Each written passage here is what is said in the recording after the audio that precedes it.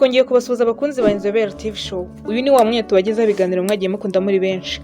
Uno munsi tugiye kugaruka ku muti wahagarika indwara ya COVID-19 mu mubiri wawe mu gihe kingana n'amasaha 24 gusa. Wakibaza uti ese uyu muti ni uwuhe? Ukora gute? Menya byinshi mu nkuru irambuye. Muri kumwe nanjye Harriet, tubahaye ikaze.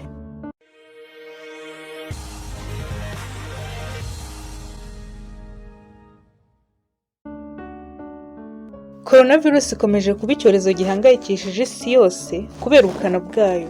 Iyi ndwara kandi ihitana umubare w'abatari bake. Kugeza ubu ikaba ikomeje gutera abantu batari bakeya kuyibazaho byinshi, yewe ntibayisobanukirwe neza. Nk'uko tubikesha CNN, BBC News, n'ikinyamakuru Nature Microbiological, ndetse n'ubushakashatsi bwakozwe n'amakaminuza yo muri leta ya Georgia ho muri Leta Zunze Ubumwe za Amerika, bwagaragaje ko MK4048 ADD280 wahagarika COVID-19 mu bihe by'amasaha 24 gusa.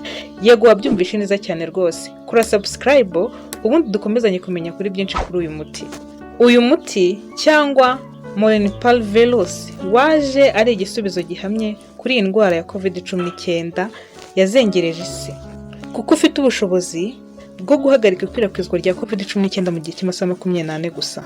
Ubushakashatsi bwakozwe kuri uyu muti bwagaragaje mu kinyamakuru Nature Microbiological bwerekanye ko uyu muti wa Molnupiravir ari umuti wa mbere kugeza amagingo aya ubasha guhagarika SARS-CoV-2 yakwirakwizwa iva ku muntu umwe uyirwaye ikajya ku wundi, ndetse ikamuha ubudahangarwa bw'uko atabasha kwanduza undi muntu uwo ari we wese. Wakibaza ikibazo cyiza cyane uti ese ubushakashatsi bwakozwe gute?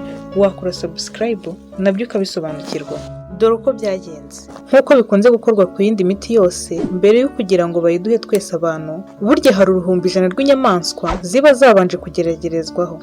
Izi kandi burya rimwe na rimwe zijya zinaba ibitambo byacu. Abashakashatsi rero bafashe inyamaswa ziri mu bwoko bw'imbeba, barabanza bazitera iyi virusi, hanyuma bazitera uyu muti. Zose uko zakabaye bazijyana mu zindi zene wabo zidafite iyi virusi. Nyuma y'amasaha 24 gusa, abashakashatsi barongeye bajya kureba za mbeba zabo zitari zifite virusi, ariko ziri hamwe n'izindi zidafite virusi, basanga nta nimwe yanduye. Igisubizo cyiza ku batuye isi. Dr. Robert Cox uri mu bakoze ubushakashatsi yatangaje ko kuba izo nyamaswa ubusanzwe byaragaragaye ko zikwirakwiza COVID, ariko nyuma yo guhabwa umuti ntibibe ari ikimenyetso cy'ibishobora kuba ku muntu mukuru mu gihe yaba awukoresheje. Buri muntu wese akimara kumva iyi nkuru yakibaza utese uyu muti uzamara iki mu mubiri? Uzakora ute mu mubiri? Ibi nta handi wabikura atari gukora subscribe kuri YouTube channel yacu Inzobere TV Show.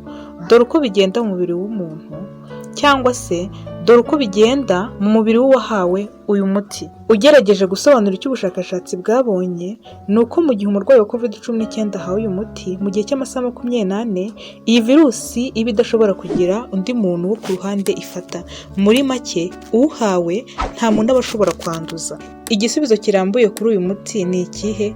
Uyu muti se uruta iyindi yose yabanje? Harabura iki se ngo tuwubone? Kugeza amagingo aya, uyu muti ubu uri mu cyiciro cya 2 n'icya 3 kigerageza, uri kugenzurwa harebwa niba umurwayi ushobora kuwuhabwa buri masaha 12 mu gihe cy'iminsi 3. Ubushize nibwo twari twababwiyeho urukingo rwa Pfizer-BioNTech rugeze.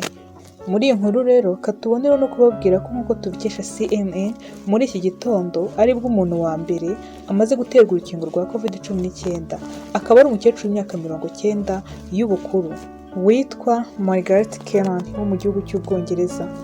Uru rukingo Margaret yahawe akaba yaruhawe ku bushake kubera ko yari yaragarutse inshuro nyinshi mu cyumweru cyabanje kugira ngo barumutere ku isabukuru ye. Uyu mukecuru akaba yatewe urukingo ku isaha ya saa 12 ku isaha ya GMT. Aruterwa muri kaminuza University Hospital Convert. Uyu mukecuru kandi akomeje gutangaza ko yishimiye gutangira umwaka 91 akingiwe iki cyorezo cya COVID-19, byongeye akaba ari nawe muntu wa mbere urutewe ku isi. Ese COVID-19 yabigiye kuranduranwa n'imizi yayo ku isi? Ese iyi ndwara yaba igiye kuba amateka. Sangiza iyi nkuru bagenzi bawe ukora like, share na subscribe kugira ngo uzajye ubasha kubona ibindi biganiro tuba twabateguriye ndetse n'inkuru zizaza ubutaha. Ikiganiro cyacu nakagaruka, turabashimiye kuba mwaduteze amatwi. Ciao ciao.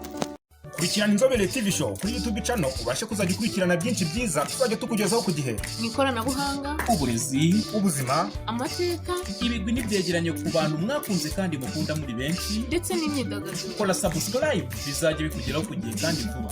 Inzobere TV Show, feel you life, hope and knowledge.